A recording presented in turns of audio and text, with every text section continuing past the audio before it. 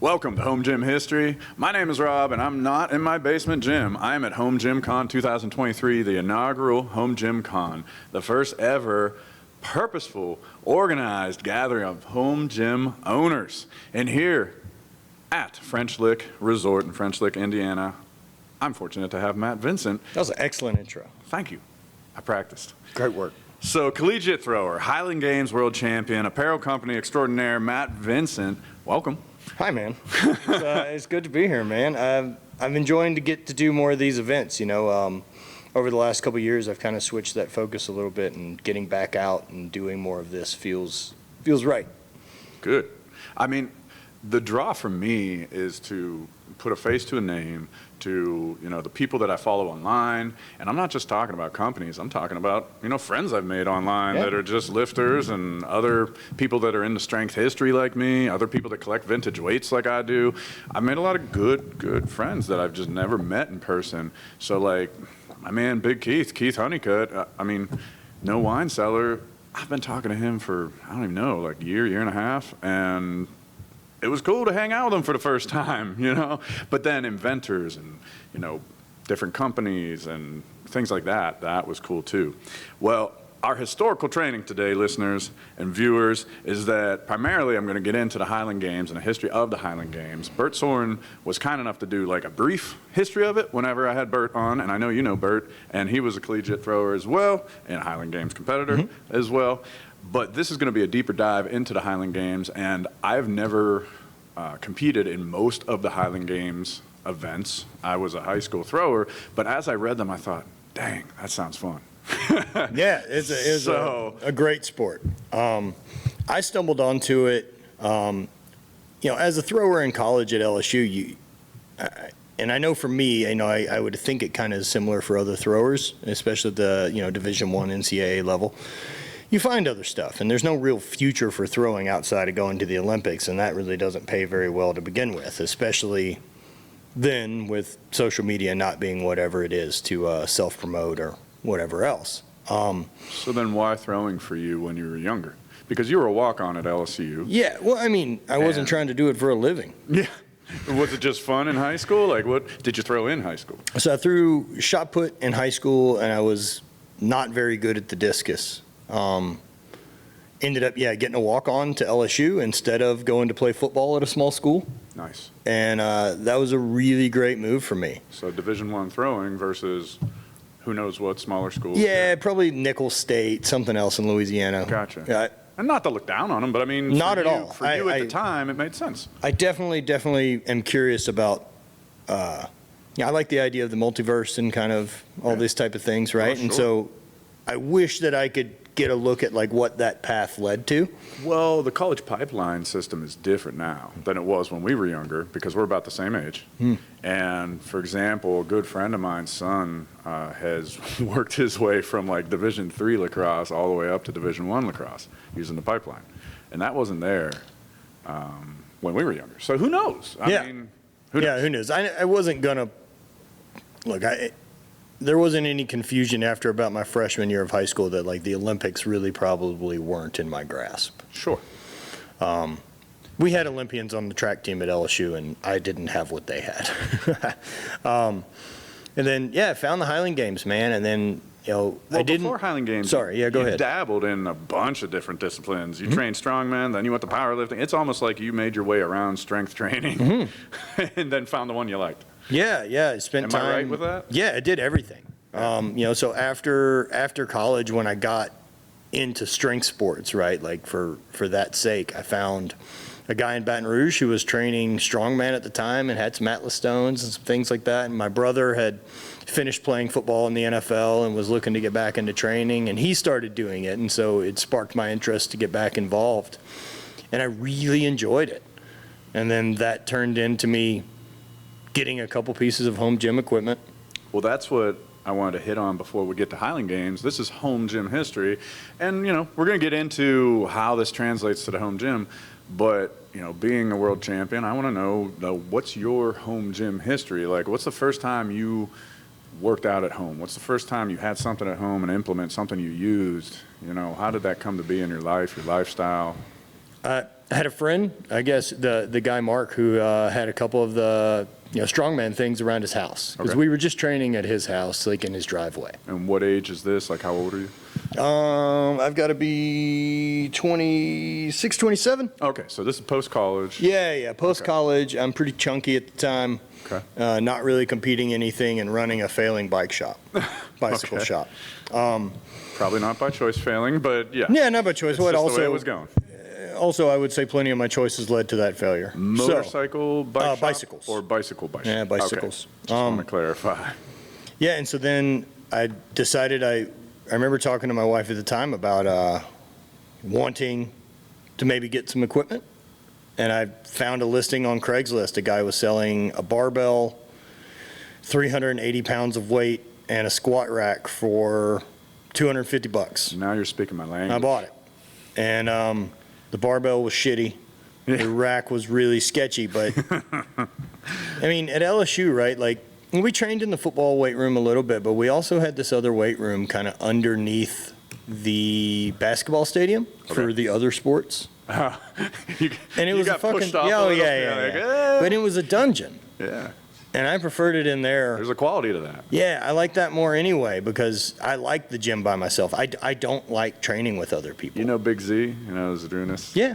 I'm sure you're aware of him. You ever see the footage of him where in his country they said you can work out if you want, like, at the national stadium, and he's underneath, like he's got like this cool like dungeon area that's just his. It's like catacombs or something. Oh, it's great. And I don't know if he still trains there, but in the documentary I was watching, he got really lean for a bit. I know he's not quite as lean last time I saw him, but seems healthy, which good for him. Make no mistake, Zadrunas is the strongest human that's ever fucking walked the earth. Yeah, Big Z is Big Z. The strongest guy that humanity has ever seen. Yeah.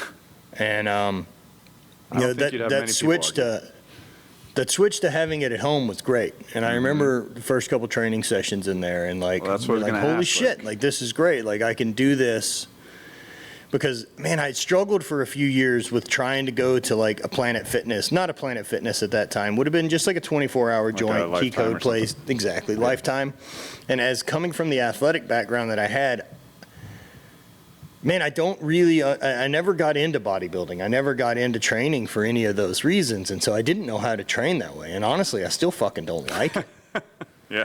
And so going to that style of a gym, I just felt really fish out of water. Not in an insecure type of way, but in a way of, I just didn't want to fucking be there. Yeah. And so getting myself to go there to do the work was such an extra. Wasn't your thing? Yeah. It just wasn't an environment I gave a shit about. It looked like a bunch of people doing the minimum. Gotcha. And that to me isn't the way I've ever operated. Yeah. And so I built my own. Partly to just combat the really lazy fucking parts of me that won't drive to the gym. So your friend helps you out in terms of stones, you said? Yeah. And then what other stuff do you put together for your home gym? So in like a 2-year rack, you said, and yeah, the cheap in less than a barbell. 2-year window, after I'd got kind of obsessed with it, we started doing strongman and I started competing in powerlifting. I started pouring Atlas stones. I acquired a tire. We made a yoke because no one sells them. Yeah, what'd you make it? How'd you make it? What did we make it out of? Just 3x3 uprights. Okay. I had some old oxygen cylinders that we made as the base, and then slapped a foot on the bottom. So do you know how to weld? Do I know how to attach metal to other metal? Yes. Do I know how to weld? By no fucking way would I ever tell someone who can weld that we're the same. We both weld, right? Gotcha. Like we fucking don't. Okay. I can attach metal to itself and I can grind a way to make it look okay. Fair enough. I'm a better grinder than I am a welder. Gotcha. Like I spoke with Matt Wenning yesterday, and like he's a trained welder. Yeah. Like, did it as a profession for a period of time. You're saying there's a difference there. Huge difference. Okay. Huge. My dad was a boilermaker by trade, so at least I was exposed to welding, and like I got a grasp of it, of how it works, and all that type of stuff. Well, that benefited you. But yeah, so Atlas stones, I have 2 tires at some point. I've got a yoke. We ended up making a log trainer. We ended up making a real log because, again, no one sells them. I bought a Slater log, like probably That's an investment. 2008. or 2009, I bought this big fucking wooden log that was Yeah. rad to have. You still have it or no? No, I sold it. All right.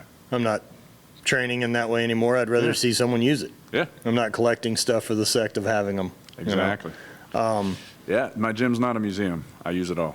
Right. I always say that. Like, it drives me crazy whenever someone gets something I want on the used market, and I know for a fact that they're just going to hang it on the wall. They're not going to do anything with it.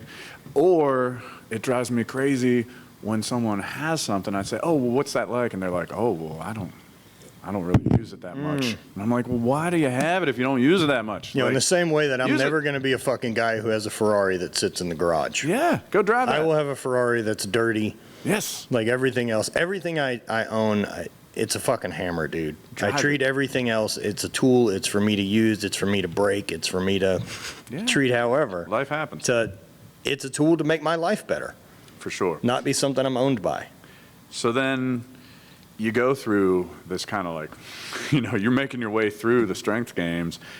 How do you land on Highland Games? Like, how do you get from powerlifting? And by the way, a lot of times I see powerlifters go to strongman. I thought it was really interesting. You went the opposite, strongman to powerlifting.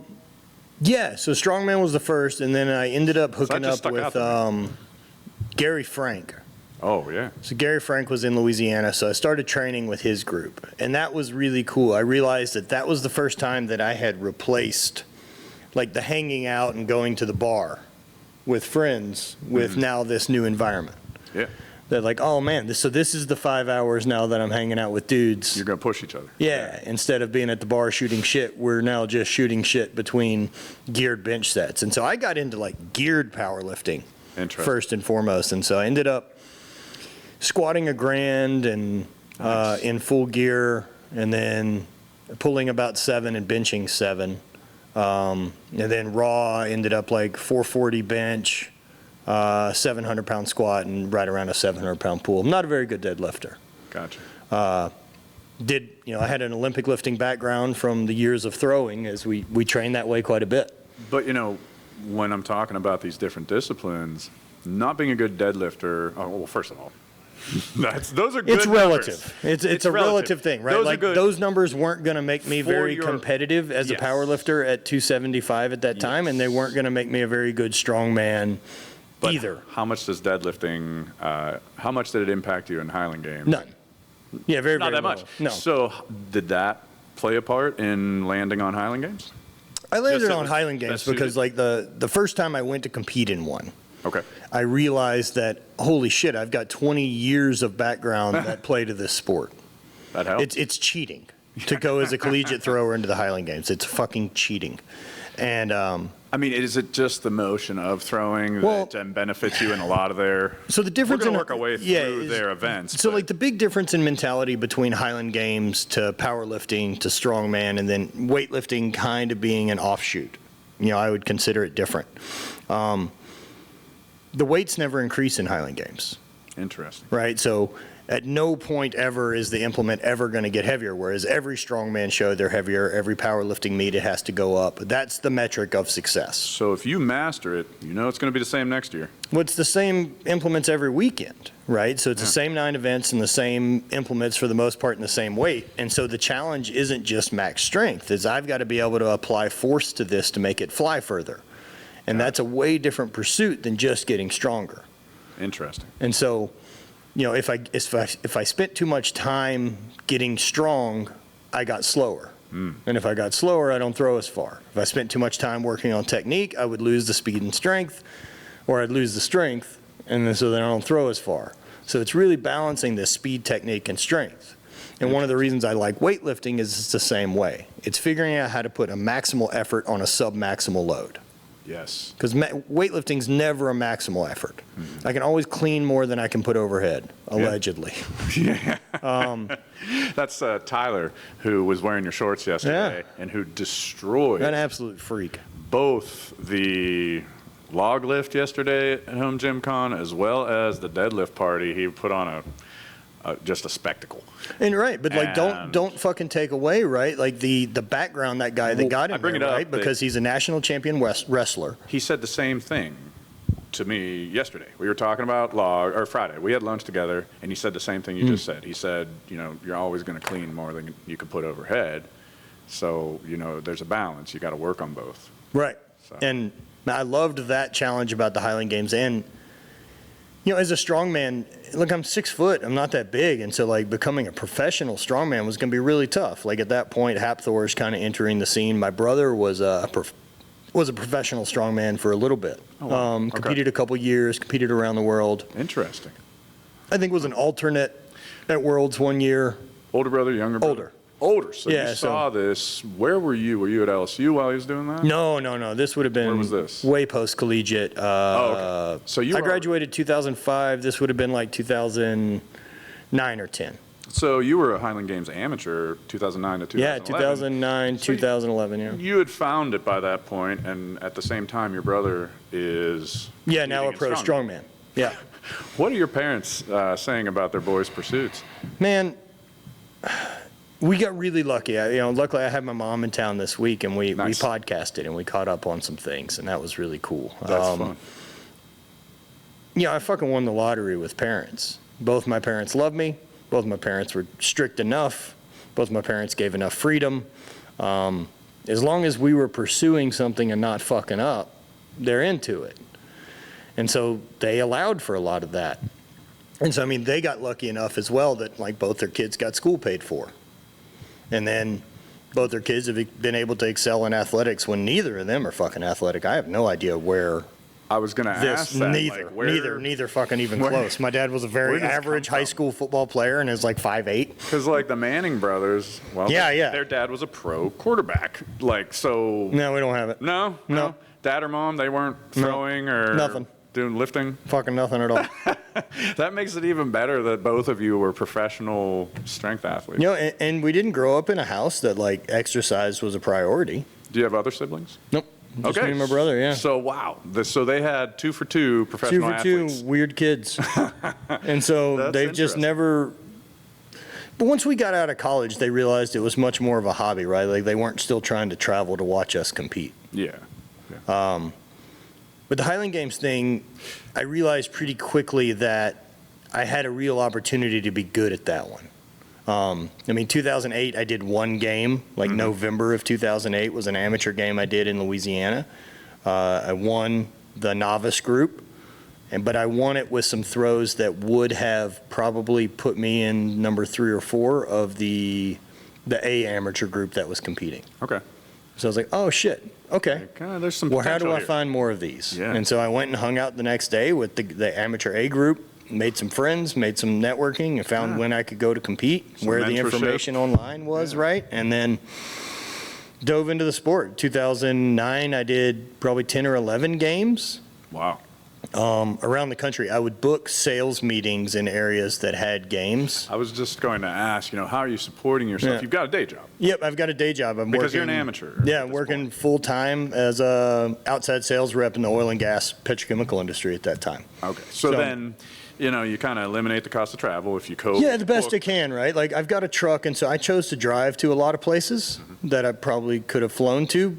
But if I drove, I had my toolbox in the back of the truck with all my implements in it. Nice. And so I could park in the back of a field, the back of a Holiday Inn Express where there's a field back up to it, and I could go throw in the parking lot. I would have loved to look out the window of my I Holiday had plenty Inn of people that did. Express and been like, A lot of questions, man. this is crappy coffee, and why is that guy throwing a stone? Why that guy was as obsessed with it as he was, I don't know. But Yeah. I'm super fucking glad that he was. Why not? Right? Like, I'm really proud that guy made those decisions. You got to chase happiness. It's not going to find you. So, yeah, I can see that. So for those that are watching or listening that aren't well versed with Highland Games, how do you go pro? Like, how's that? What's the There's a switch little from bit that? of just throwing your hands in the air and saying, I'm a professional now. Strongman has a little bit more of a normal path to becoming pro where, you win a platinum show or do any of this, you get a pro card. A bit more like bodybuilding where you have a moment. Yeah, where Highland there's a Games- moment that you are a Yeah, because in 2010, I won an amateur world championship. And then I didn't turn pro in 2011 because they were hosting There's no federations to Highland Games either. It's a fucking really weird thing. Because there's a couple different strongman entities, if you will. And so there isn't any of that in Highland Games. At least I don't think so. And there was one that tried. The history of strongman, that was problematic early on, that there wasn't like federation, whatever, up until 1977 with World's Strongest Man. And then which I think Douglas Edmonds started, right? Yep. So then Doogie. Nice. But I could see that with Highland Games, who are you competing for that makes you officially a pro? So the way the Highland Games works, right, is like T-shirt at some point. Basically, like, what happens? So most of the competitions in Highland Games are hosted by like a big festival. So like whether it's a big Renaissance festival or a Scottish festival held somewhere, we're paid entertainment.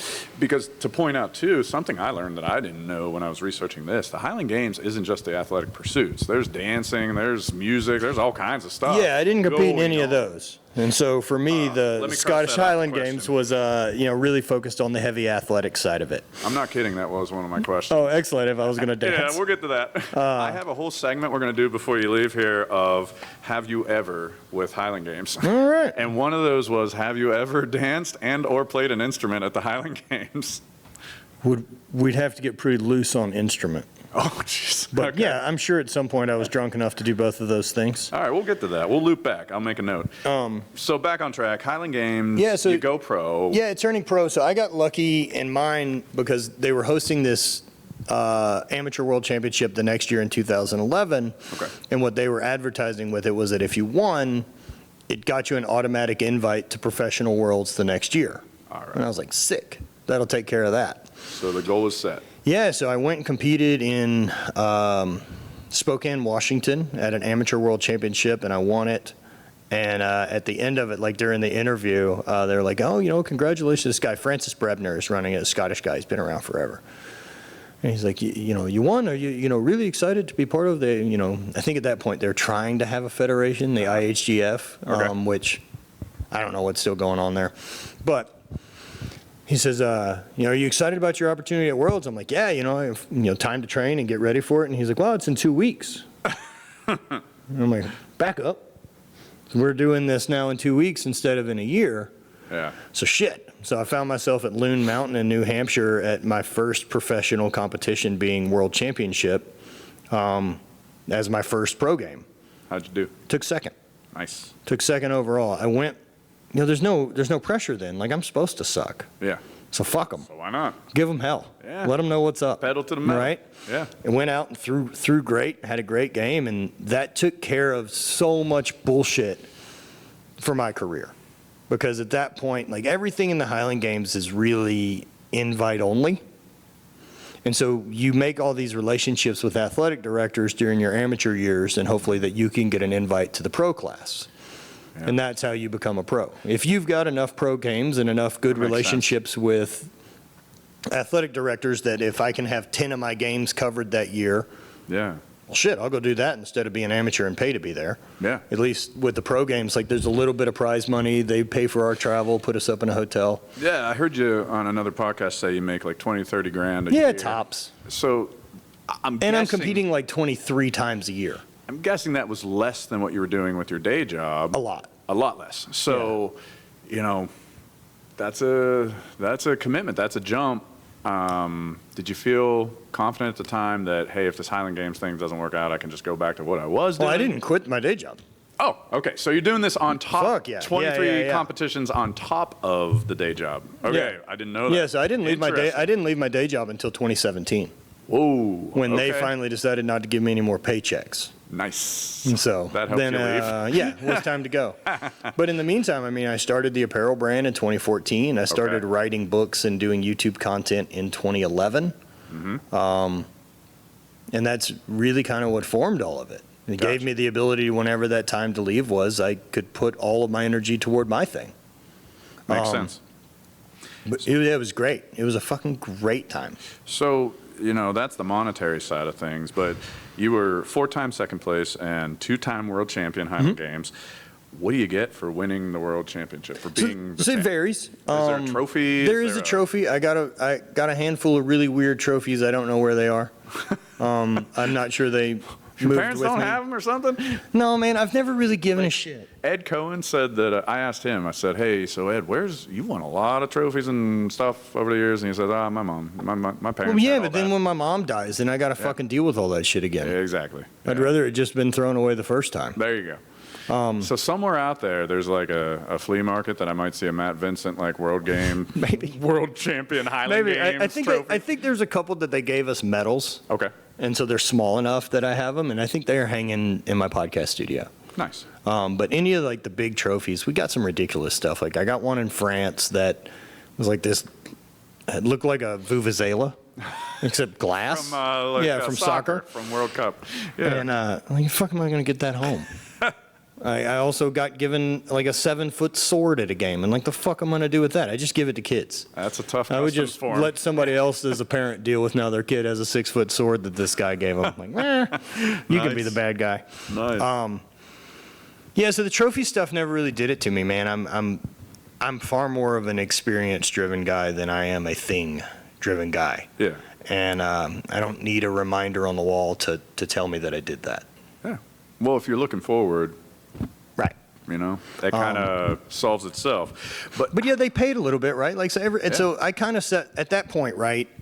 I know how good I am at the sport from like 2011 through the end of my career, 2016. That it was really just myself and Dan McKim was the other pro that won the other worlds I didn't. So he was the other guy. Yeah, He was the competitor.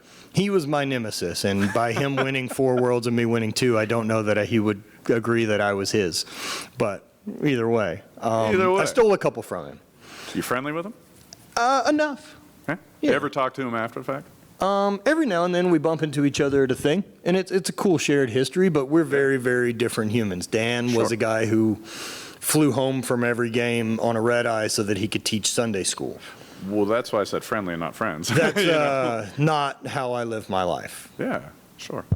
Dan had 5 kids. Yeah. And was doing all that. So he wasn't doing any of the hood rat shit with us post competition that the rest of us were. So we never really quite bonded. Okay. But because we were the 2 best Americans, we were invited to everything. Yeah. And so we were always there together.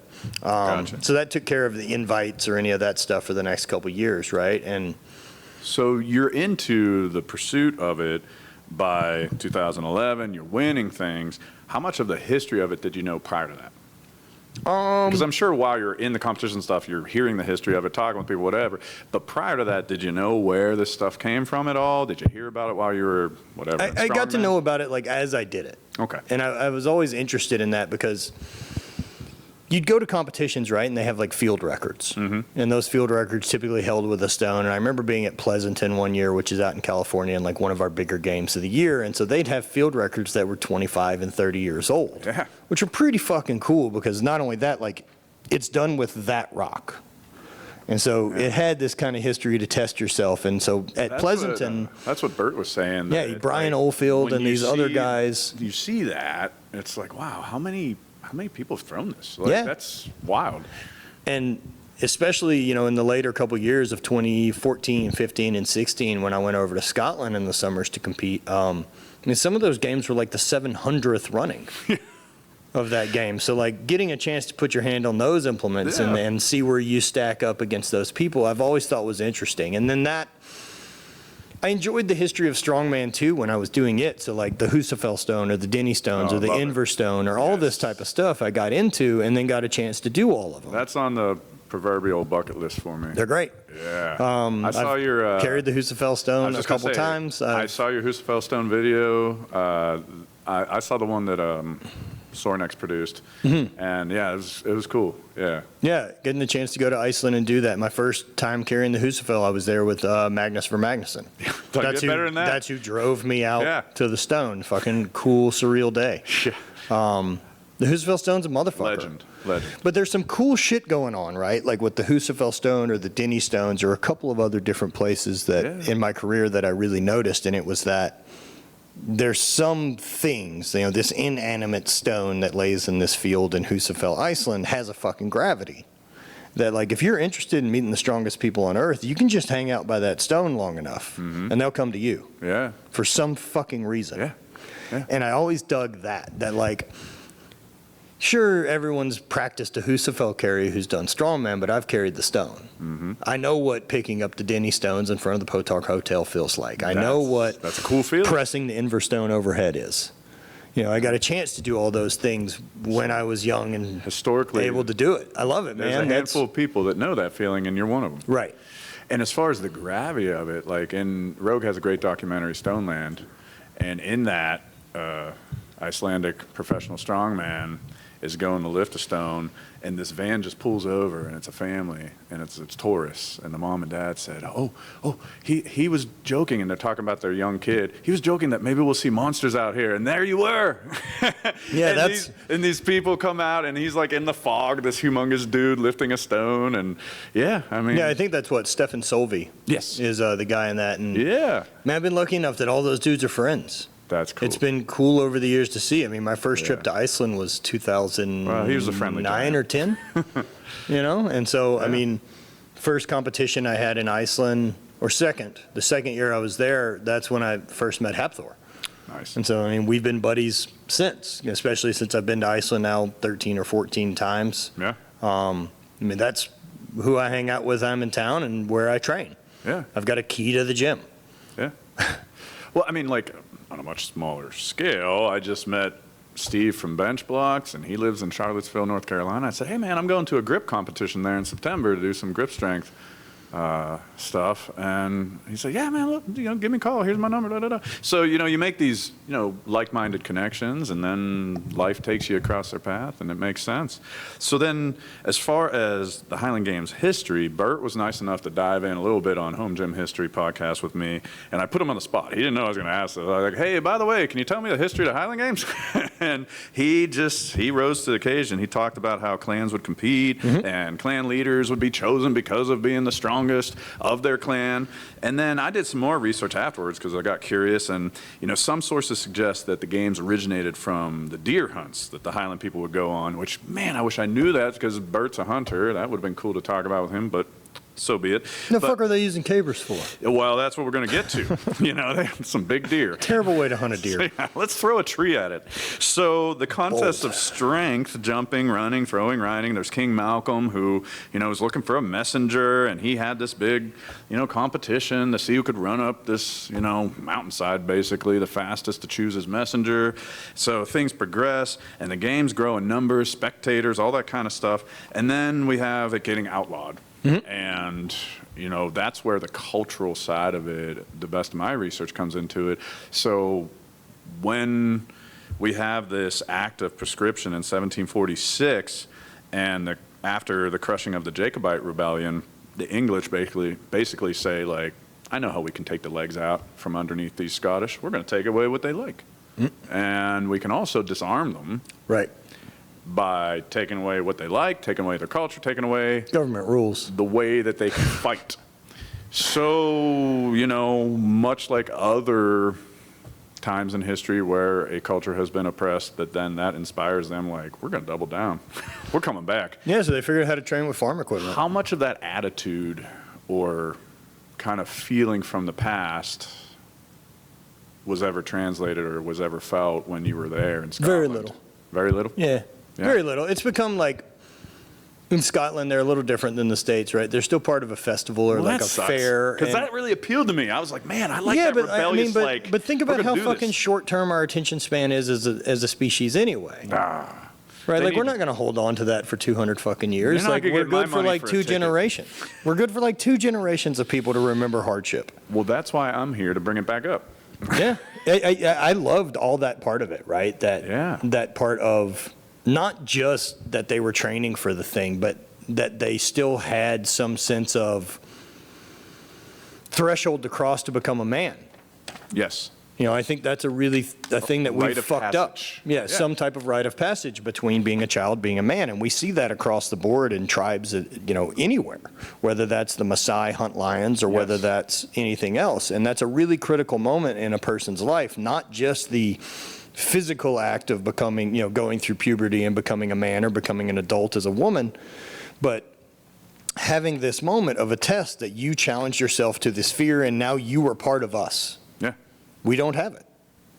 We have a complete fucking lack of that in our culture.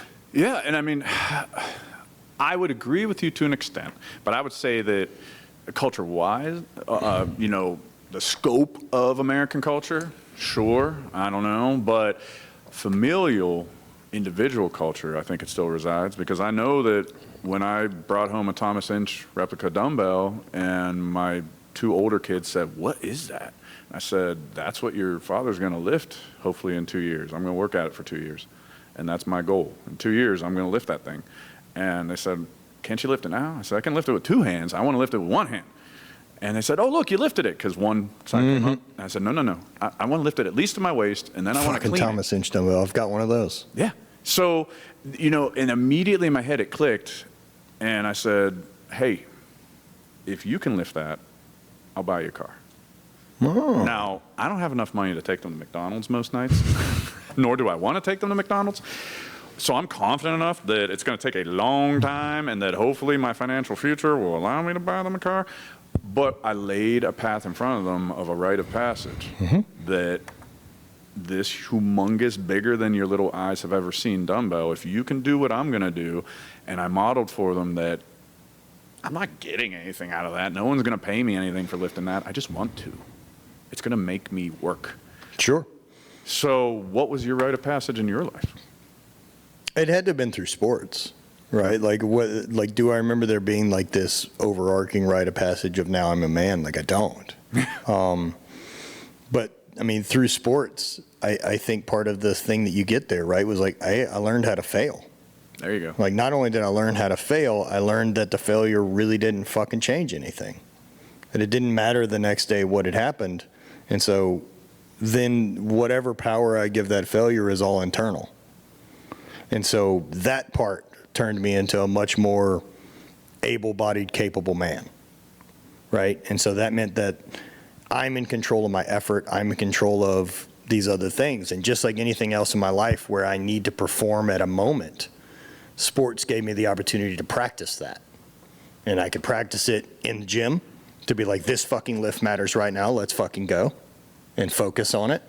And in competition, it was a time that your name is called to show up and walk on the stage and be able to fucking manage the anxiety of your butterflies saying we're not ready, we're not good enough, any of that other bullshit, or that the crowd's watching or any of these things.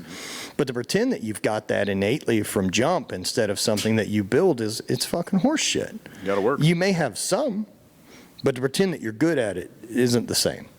And one of the things after, you know, competing in track and field and then Highland Games for as long as I did. I mean, even just the Highland Games, 10 years at 20 competitions a year and 9 events, you know, a competition and 3 throws a piece, right? Like, I've had a lot of opportunity to have my name called and showed up and get the fucking job done. I've fucked up a lot.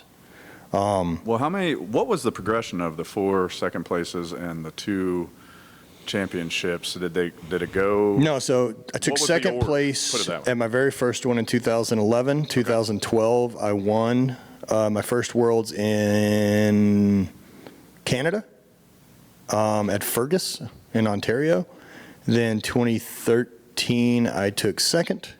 Okay. 2014, I won again in Scotland at outside of Edinburgh in Fife. So that 3rd championship, were you pissed when you got second? No, it seemed to be the order things were going. Okay. And the 3rd championship would have been in Bressuire in France. Okay. And God damn, man, that competition. It was really cool because my mom had come over, her best friends, and my wife at the time, and her mom had come over, and all came to, you know, we spent 10 days in Paris and then made our way to Bressuire, and this is a year after my father had passed, and so it was nice kind of having everyone all together. And at that competition, we started with a stone throw. I finished really well in it, and Dan took like 9th. And so I'm like, fuck the yeah. The nemesis. Fuck yeah. And I did nothing but bleed points to him for the fucking next 8 events, and he beat me by a half point. So 9 events total? Yeah. Okay, 9 events total.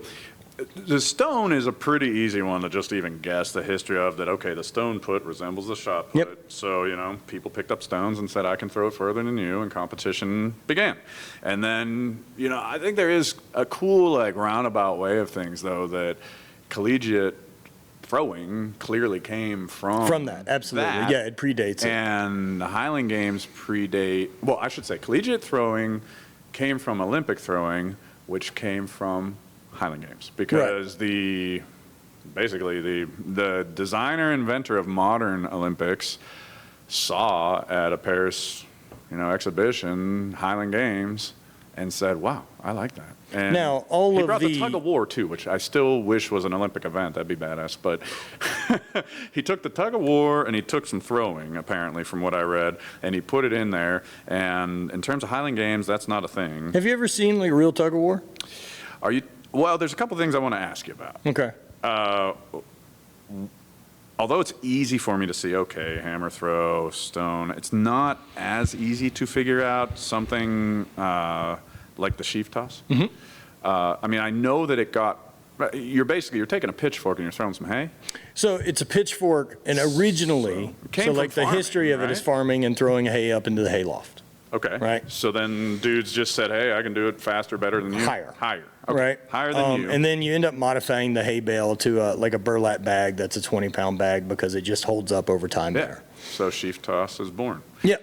But then as a professional Highland Games competitor, are you, buying a special pitchfork? I have one.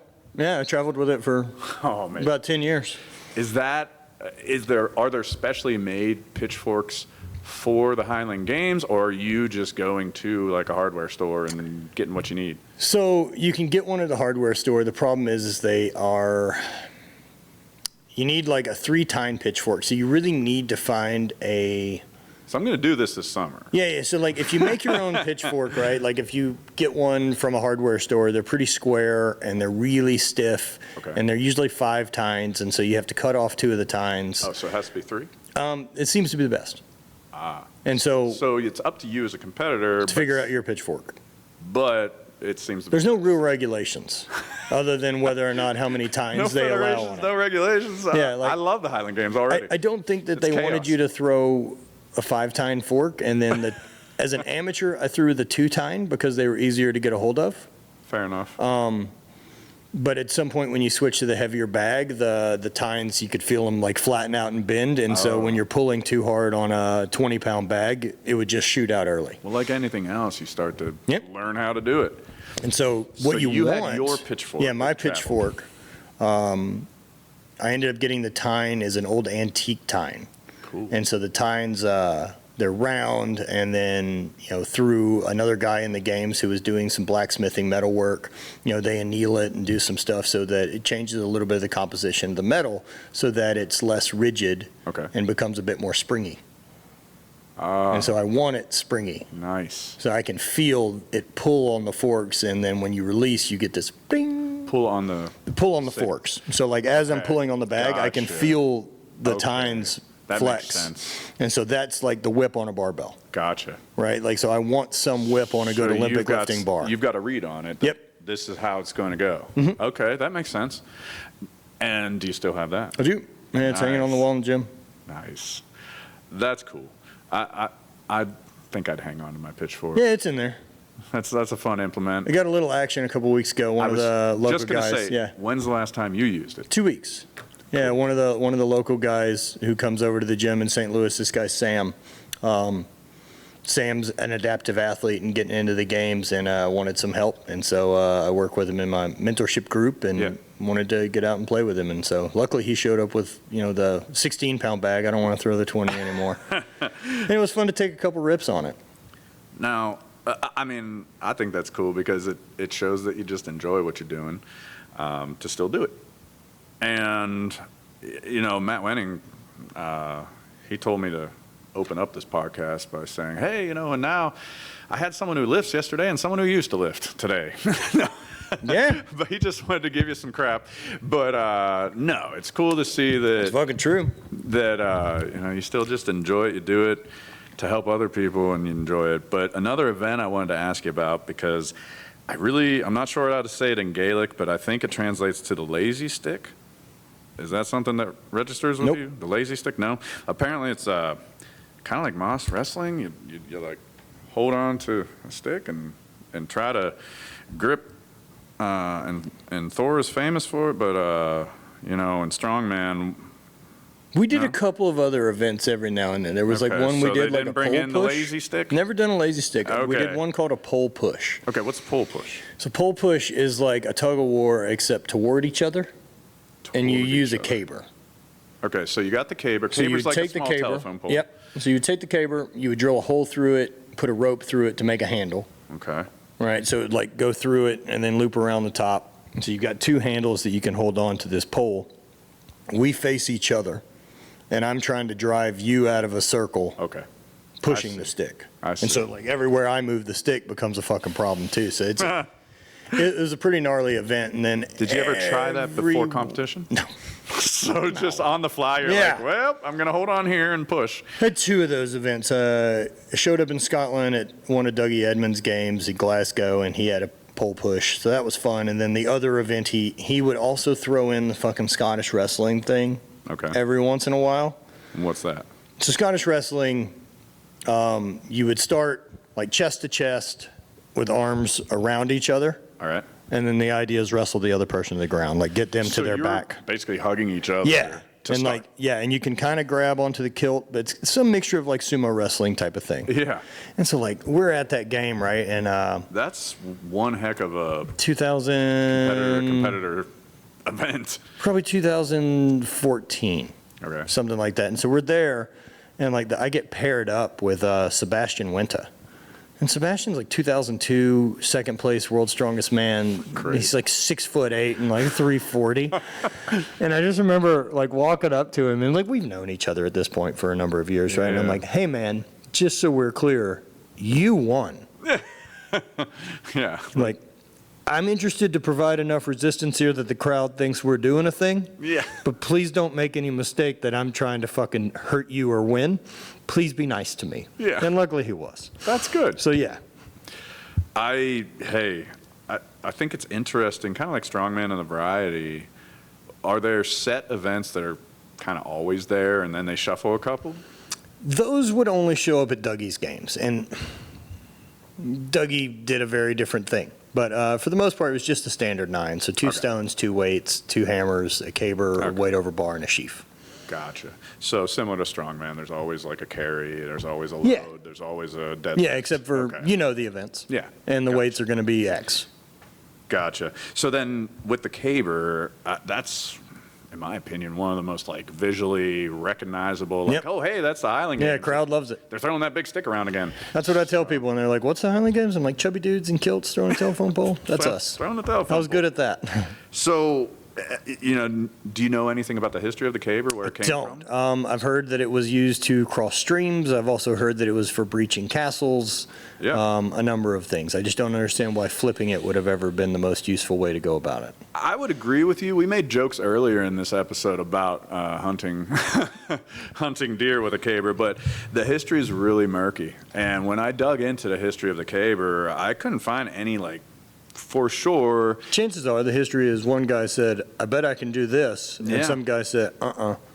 Well, most sources that I went to leaned on what you just said, that crossing fast-flowing rivers, and that essentially Yeah, but why would you run it and flip it that way? you wouldn't have to run and flip it, and that really all you would have to do is lift it And push it over. to, yeah, lay it down properly. Yeah, you'd want it to fall at You'd 12 want o'clock. it to land at 12 o'clock, so which you also do, Yep. right? Because if it goes the other way, you don't score. Maybe correct? somebody who got good at laying in front of rivers was like showing off. And he's like, "Watch this shit." So that was like kind of the Buck's Gym just arrived. There's another example of guys I've been following online for probably over a year, never met. So hey, when I finish this up, we're talking Buck's Gym. Thanks for coming.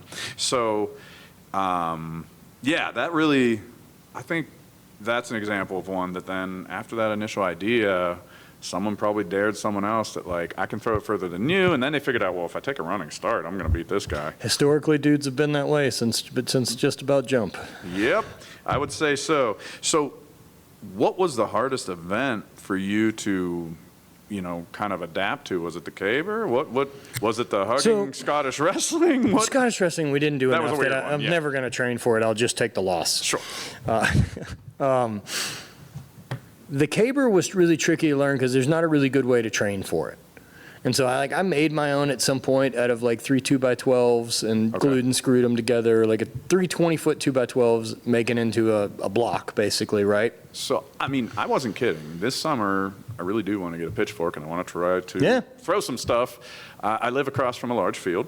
Perfect. That helps. You're already set. I'm set. I got a shed. I can put a pitchfork in a shed. So I just want to try it. I mean, it sounds fun. So if I wanted to do caber, Yeah, you can make one. That's how you did it. Yeah, I built Okay. one, and they end up being really fucking heavy, made out of lumber. Yeah. I mean, most of the cabers that we have in competition, right, have been made and then they dry out over time, and so they weigh, a heavy caber is like 160 pounds at most. Sanded, splinters an issue? No.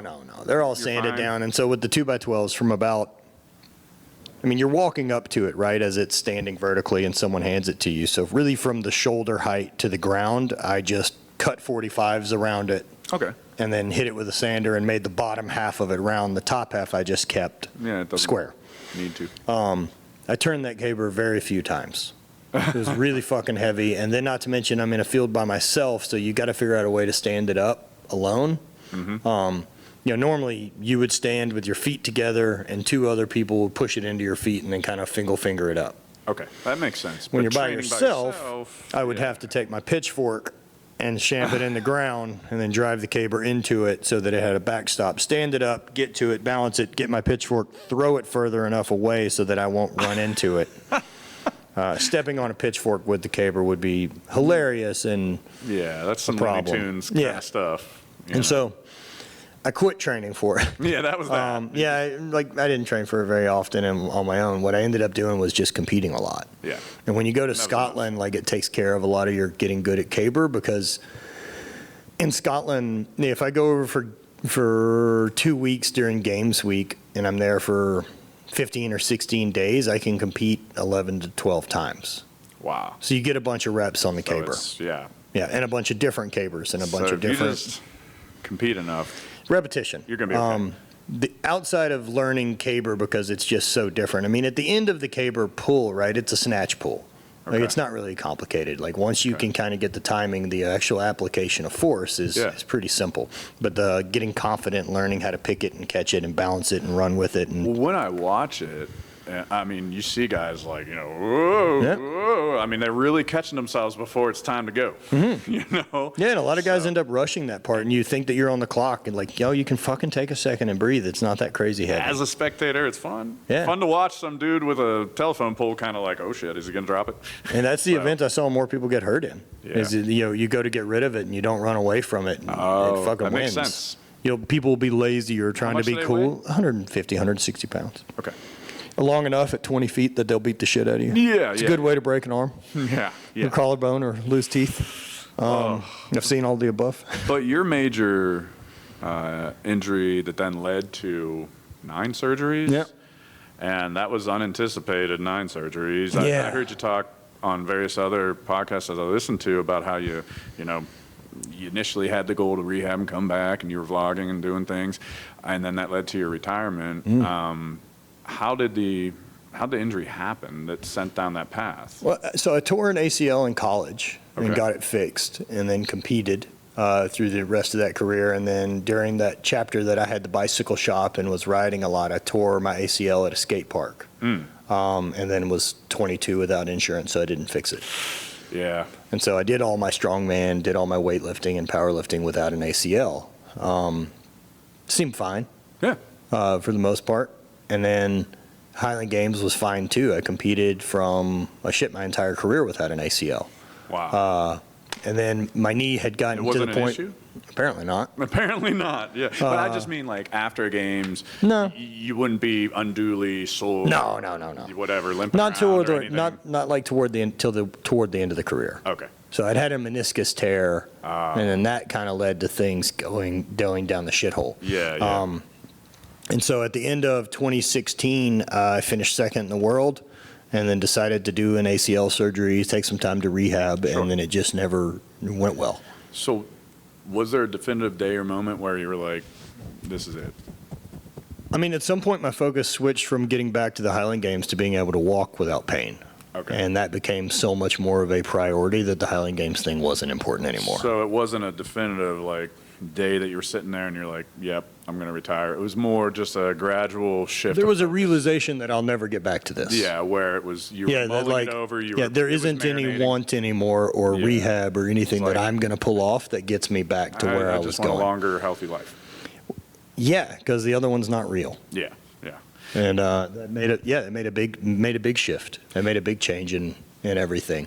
Well, I had an episode about the history of Pilates, and these basically the two leading Pilates sources in the world on my podcast, and they didn't have much to say about, or good things to say about strength athletes. No shit. That shouldn't be shocking. Yeah. But I spoke favorably and kind of defended, I think, strength pursuits, while still complimenting them because they're my guests, and said, well, there's a balance. There's a balance between what you want to pursue and the cost of pursuing it. So to be an elite strength sports competitor, well, sometimes there's a cost to that. Yeah. So then that cost and that balance, looking back on it, how do you see that in the span of your pursuits? Worth it. Worth it? Fuck yeah. Yeah. Yeah, I'm not sitting here. I don't have the relationships with the friends I have all over the world. I didn't build the fire I have for building my business or brand. I didn't build the confidence that I got in showing up to compete that many times. I don't have any of that without the pursuit of the Highland Games or without what that gave me. The reason to write books, to do any of this other type of shit, of why people would be interested in anything I have to say, is all worth a knee. I know plenty of people with fucked up knees who ain't done shit. That's a good way to put it. Yeah. Well, kind of like before when we were kind of getting down on a commercial gym or whatever, I always take the attitude that anything's better than nothing.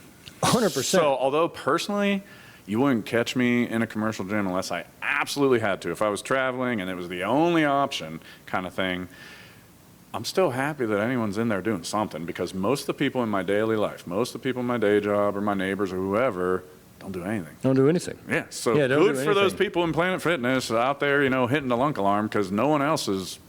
Just good for anyone who's decided to do that, right? Yeah. Taking some accountability in your life that you have the ability to change yourself physically because of this act every day, this action that you can take. Yeah. Like, that's the big fucking lesson. So then that springboard, that's a good segue into this chapter of your life, which is apparel, speaking, not dead yet.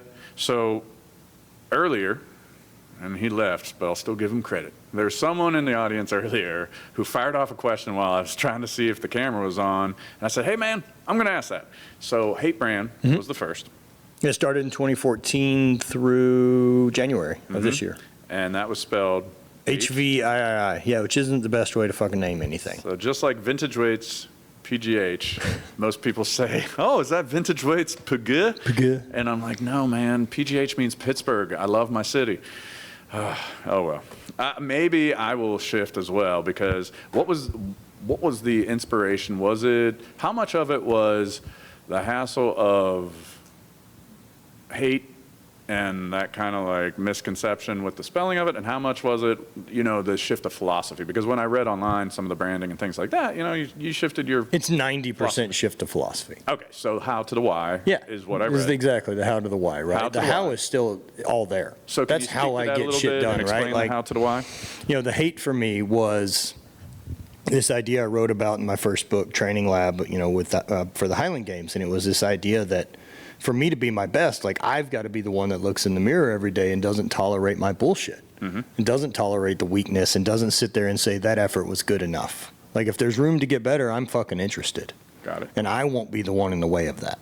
Yeah. Like, that's something I can be and hold myself accountable to. And the athletes that I was always inspired by was being able to see those guys that I thought that, like, when that dude gets up and looks at himself in the mirror, he hates himself more than I do. Did you come to that before or after your father's passing in the marbles?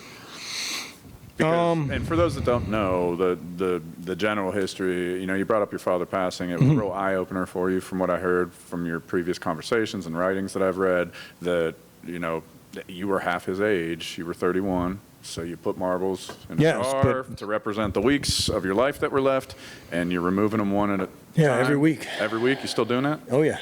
So was that before or after that? This The hate Kinda thing how? would have been at the end of that, earlier. The hate thing was earlier. So I wrote my okay. first book in 2011. My dad passed away in 2014. Okay.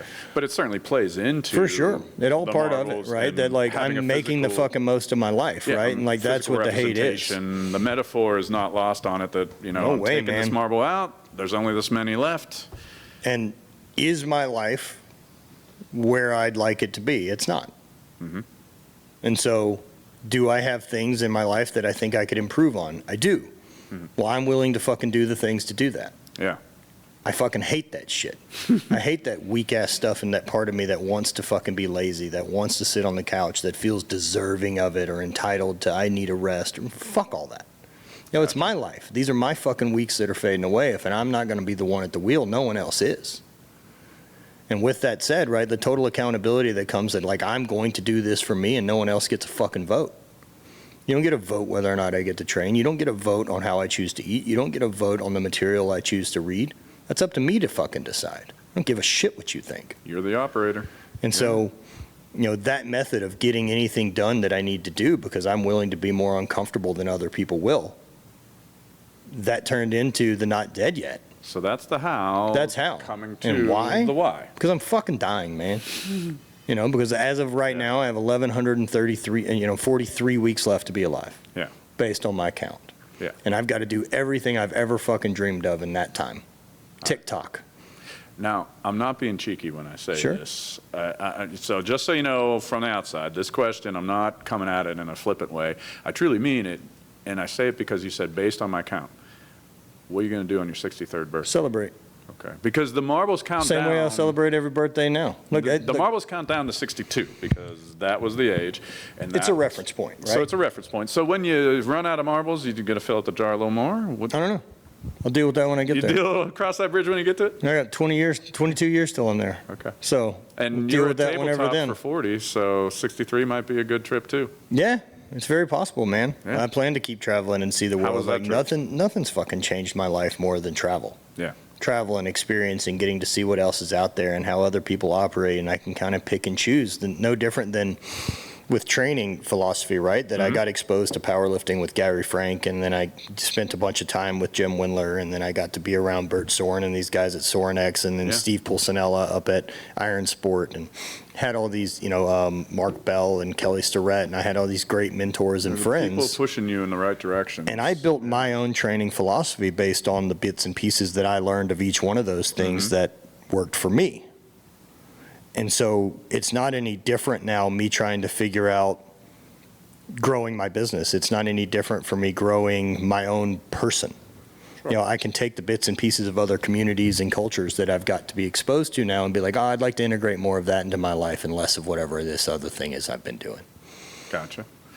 Makes sense. So then, other than apparel and, some cool shorts with an alligator with an arm in his Sure. mouth that I'd like to go home with, hint, hint. No, I'm just saying.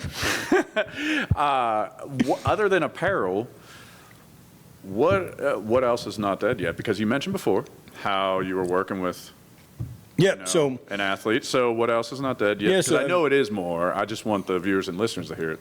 Yeah, so I started kind of being able to take recognition of like other people out there who don't have the resources that I got lucky enough to find due to this strengths pursuit. Gotcha. These mentors that I got between, like I said, the guys that I've mentioned, but then also Aubrey Marcus and Kyle Kingsbury and these other guys that I got to dive into a completely different fucking world of performance enhancement. Yeah. And bring back as much of that information as I can. And so being able to share with these people like what works, what doesn't work, why I'm doing it, here's a plan, here's how we can keep you making progress, here's what accountability looks like, not just for your sport, not just for as an athlete, not just for strength, but for you as a fucking human. So that I can be a better partner, so that I can be a better business partner, so that I can be a better dad, I can be a better person, is because I'm more in control of my shit. Yeah. One of the greatest lessons I learned from training, right, was that using aggression and violently being able to move are really important tools. Knowing when to use them and them not being the only tools I have are also really important. Yeah. So like I know how to now recover. I know how to rehab. I know how to train around injuries. I know how to get through plateaus. Yeah. I know how to make other decisions and have awareness instead of feel some insecurity back toward what was or someone else's expectations of my life.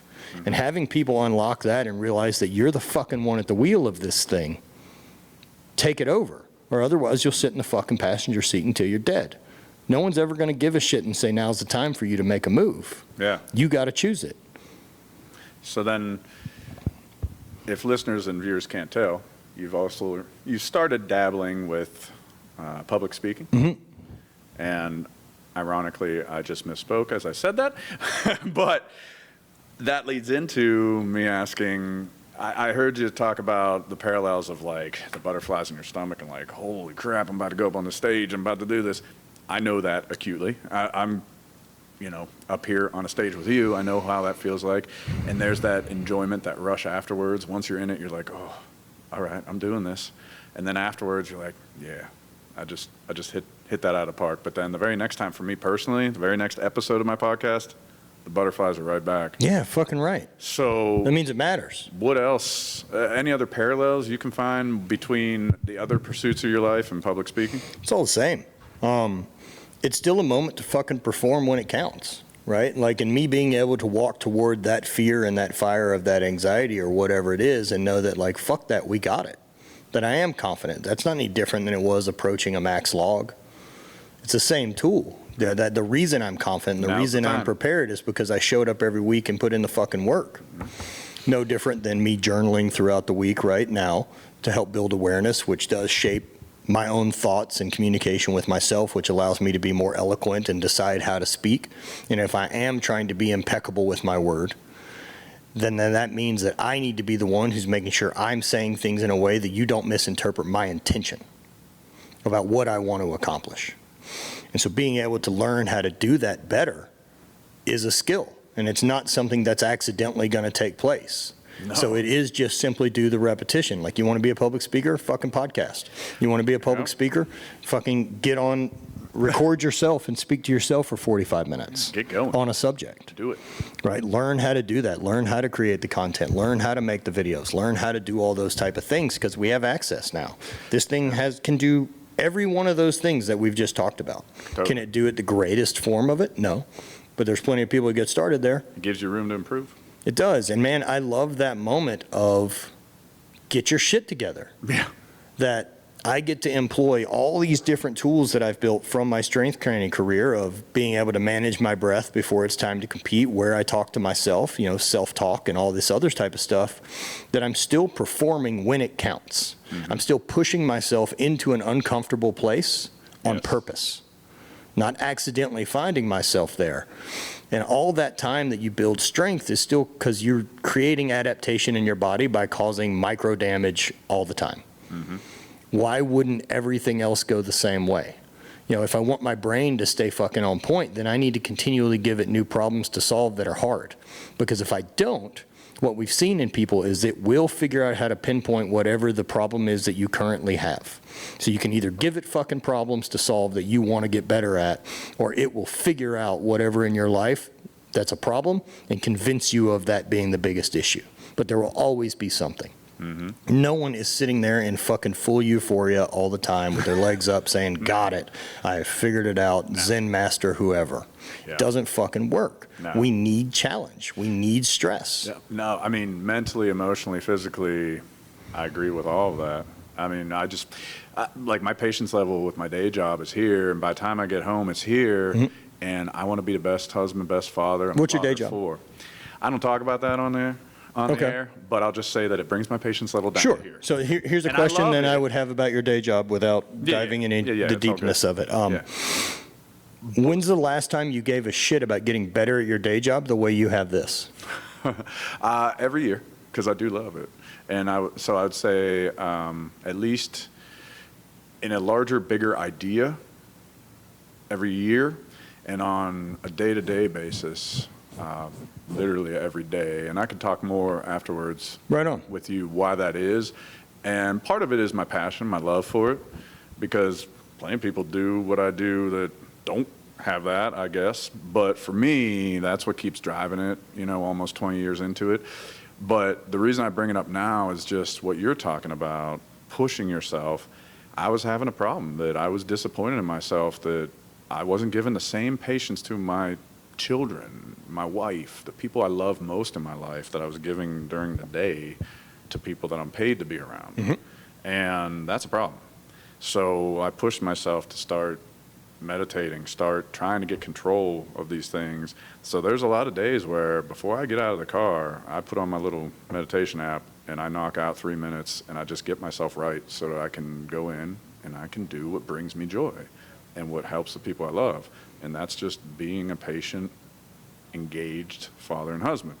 So yeah, I hear what you're saying, and I agree. Strength training is the first fucking key to that, right? That I realize I can take control simply by taking action. Yeah. I've had very few workouts in my lifetime that after I finished it, I was like, that was a fucking waste. Yeah. I've had plenty that I don't want to do. Sure. That's most days. Yeah. I still most days don't want to train. So the way that I'm meditating, I know you got into some breathing and things like that, but you're heavy into journaling, right? Mm-hmm. You still journal? Every day. Yeah. And what's that do for you in terms of your, mental, physical, spiritual, any kind of wellness, health, whatever label you want to put on it? What's that do for you? It allows me to have an honest communication with myself that's judgment-free. There you go. Right? And so if I can do that and be able to look at yesterday or the day before or whatever it is and process it without having some emotional baggage attached to it because I'm not matching an expectation, which most expectations are built on bullshit. Is that you have some fucking unfound idea of how the end of the journey is going to go? You don't. So fucking let go of it. Figure out what your intention is of why you're on the path and stick to that. That's what gives you that. And so for the journal, that allows me to look at stuff and have that communication with myself and not feel shitty for saying that I don't like the way this went, or I don't like the way I felt about a thing, or that I know, for example, I quit going to family gatherings a bunch of years ago because I don't like the way that I felt being there. Interesting. Don't enjoy it. Yeah. I was more stressed, and so I sat around and drank to deal with it. Which is what most people I know do. It impacts your physical health then? And so what I decided is I'll just quit fucking going to those things. That if I feel like I have to be at this thing to drink and that I'm obligated to be here, I don't want to go. I don't do anything out of obligation anymore in my life. Gotcha. I'm not obligated to journal. I'm not obligated to be here today. I'm not obligated to go see my fucking mom. You're making me feel special right now. So the opposite side of that coin, right, that I also have to take accountability and own is that I fucking chose this. Yeah. And if I chose it, be fucking present and be all in. Because otherwise, what the fuck are you doing with your time? Yes. And if you're not interested in being engaged, go find something the fuck else to do. Or find a way to be engaged if you want to be.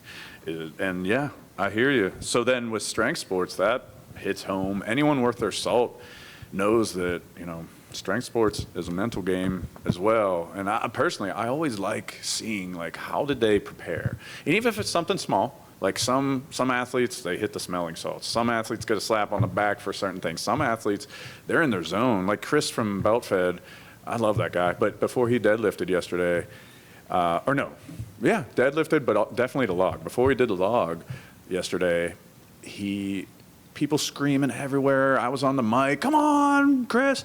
He closes his eyes. Mm-hmm. And he's motionless. And he takes a deep breath. And then he opens his eyes and he puts it over his head. And that's how he prepares. Yep. And gets himself to that place. So what about you? Going back, were you journaling during the time that you were competing? So then how did you mentally prepare or squash those butterflies in your stomach, do what you had to do?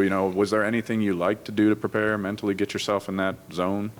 So for a lot of the throws, it's about, for me, it's about removing as many variables as I can. There's so many things I can't control, right? I can't control the ground conditions of whatever it was that day when we're going to compete. Maybe the stone they have sucks or the implement they have isn't the type I like to throw. Yeah.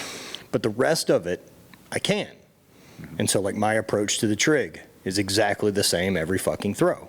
So that's one less thing I have to worry about. It's ingrained in the muscle memory from the second they call my name, I'm doing this. And over time with throwing is something that's got so many steps in it. Even something as simple as the Braemar stone, right? A standing stone throw. I know that is I have to have an elbow up. I have to keep my left arm back, hold the block, drive the right foot forward, push the hip through, finally finish with the hip, finish with the hand, block, finish. You're almost like a pilot, regurgitating, the emergency procedures that I'd throttle back, I do this. And so after years and years and years of repetition, I know 95% of that throw takes care of itself, which allows me then to pick a variable. Gotcha. Push harder. Turn the right foot, get around.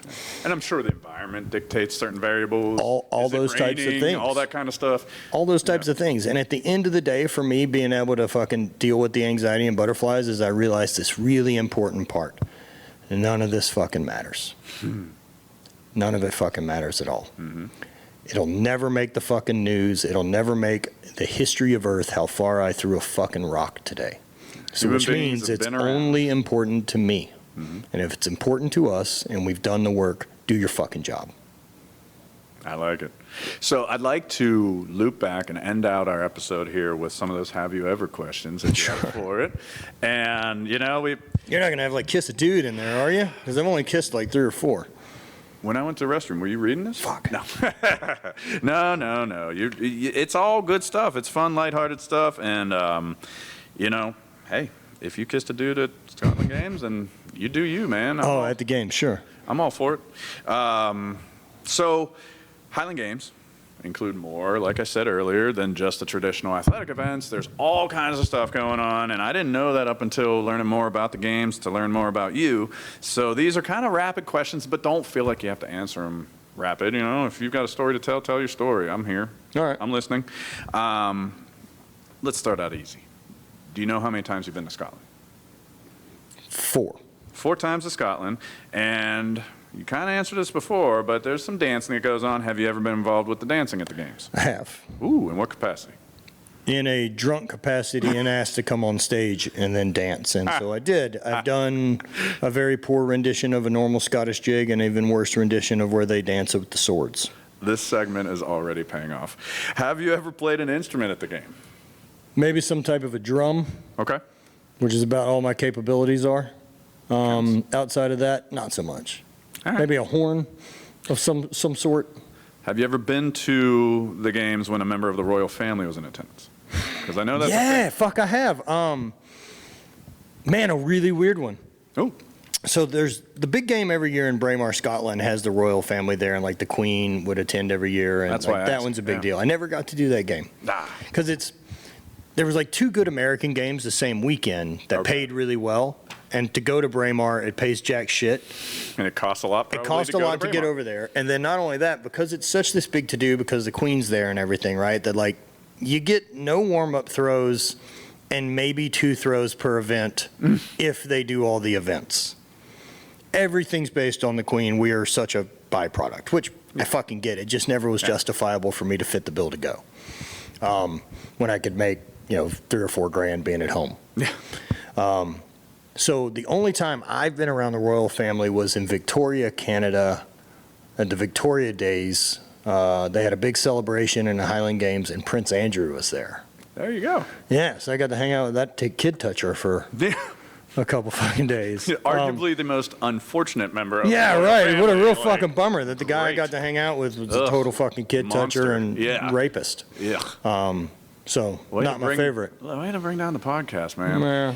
Well, let's get it back on track. Have you ever hurled a haggis? I have hurled a haggis. I've beat a bunch of fucking kids at that sport numerous times. Back on track. Nothing I love more than they do it various ways, right? Yeah. So the haggis would be either thrown from the top of a wine barrel sometimes, haggis or is a traditional Scottish dish. Which is stomach of a goat stuffed or with sheep stuffed with barley and ground meat and other stuff. Have you eaten it? Tons. Eaten tons of haggis. Yep. Okay, so then it was a practical joke starting in the 1970s to have the haggis hurling, and then it became popular at the Highland Games, and there's even a World Haggis Hurling Association dedicated to the sport.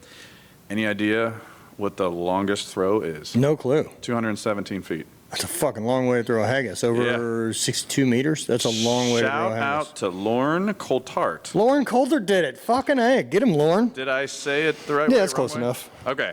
And I wanted to ask you, do you know him? Yeah, first yeah. of I all? competed against Lauren quite a bit. Okay, so Lauren in 2011 set the record at 217 feet. That's fucking awesome. And Lauren, you know, he was a Highland Games competitor, so you competed against him. Mm-hmm. Have you ever competed against him in the honorable throwing of the haggis? I can't remember if I did or not. Yeah, well, he would have beat you. Yeah, it seems like it. Seems like it, but yeah, man. Yeah, I've also thrown a welly or a boot further than a bunch of kids. Nice. There's plenty of time that like they would have, you know, Yeah. like a halftime celebration type Sure. of thing, and the kids come out and do an event.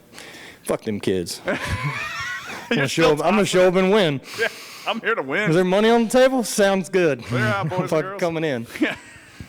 And usually a couple beers in me, a real role model. Well, that's a good segue to my next one. Have you ever missed an event? There's 9 events. No, Never missed an event?